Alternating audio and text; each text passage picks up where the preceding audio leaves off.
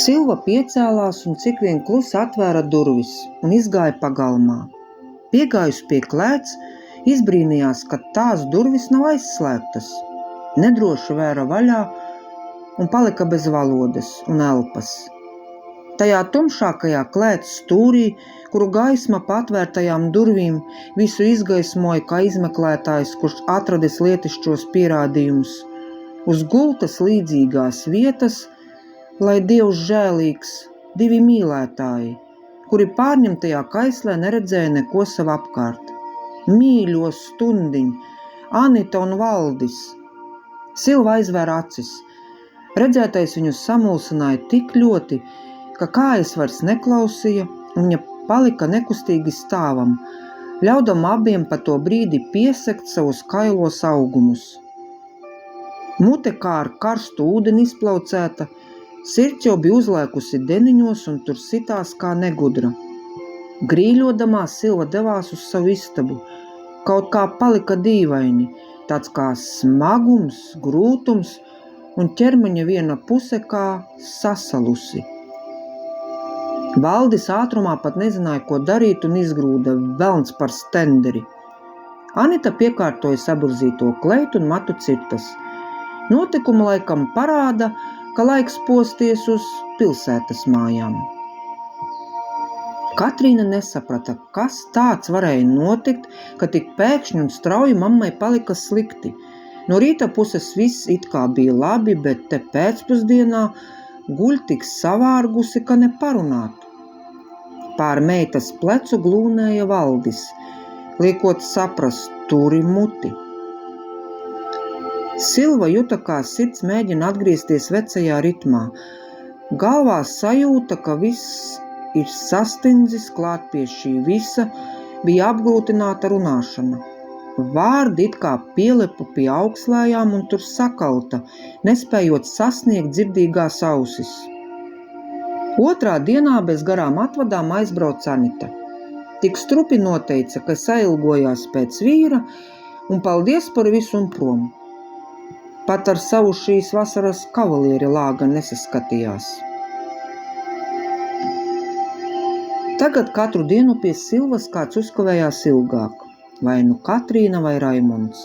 Valdim atkal pārliecinoši aktīra runa. Ļoti daudz darāmā.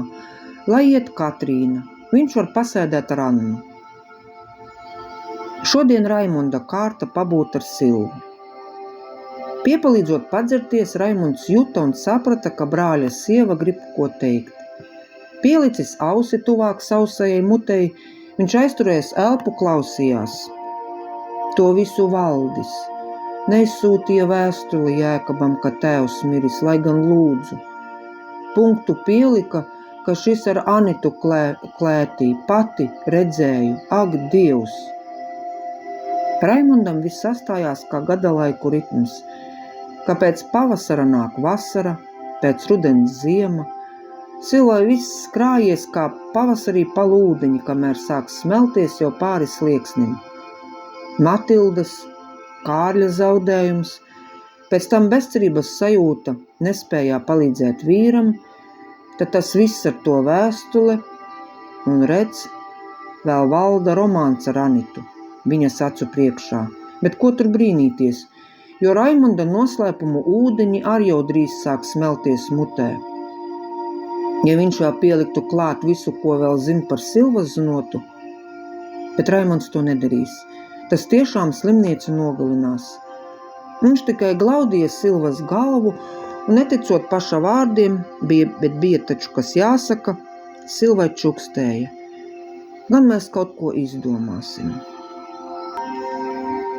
Vakarā, kad jau istabā nakts sāka mest garās ēnas, ienāca Valdis un nostājās pie Silvas gultas. Veroties uz viņu gan burtiskā, gan pārnestā nozīmē no augšas, iesāka. Cerams, tev pietiks prāta, to, ko redzēji, nevienam nestāstīt, bet redzu, ka tev ar to runāšanu jau pagrūti tagad. Bet ja nu tomēr sagādā grūtības mēlēs zobiem saturēt, tad zini, kā aizvedījuši tevi uz slimnīcu, lai tur tad tu vari savu pēdējo stundiņu gaidīt. Zini, Naudu arī ārsti mīl, tāpēc par labu summu varēšu sarunāt, lai tev to Dieva valstību ātrāk ierāda. Saprati?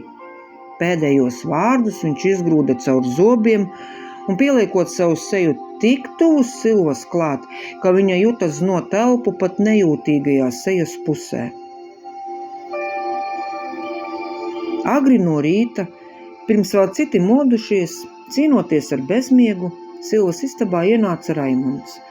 Varbūt brāļa sievai ar nenāk miegs un gribēs kāda sabiedrību pabaudīt. Silva nekustīgi gulēja. Raimonds apsēdās uz pieliktā krēsla blakus gultei. Viņš pa logu vēroja, kā aust jauna diena. Kautrīgie pirmie saules stari krita uz gultā gulošo.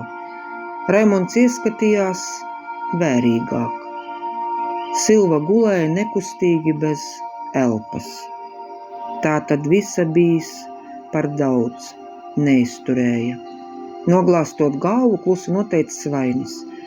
Tikai vakar Katrīnas atnestās malvas vāzē, lai priecē mammu, redzēja vakarnakts notikumus, kuru vaininieks atkal bija Valdis. Šo stāstu sacerēja un ierunāja Dace Veikša.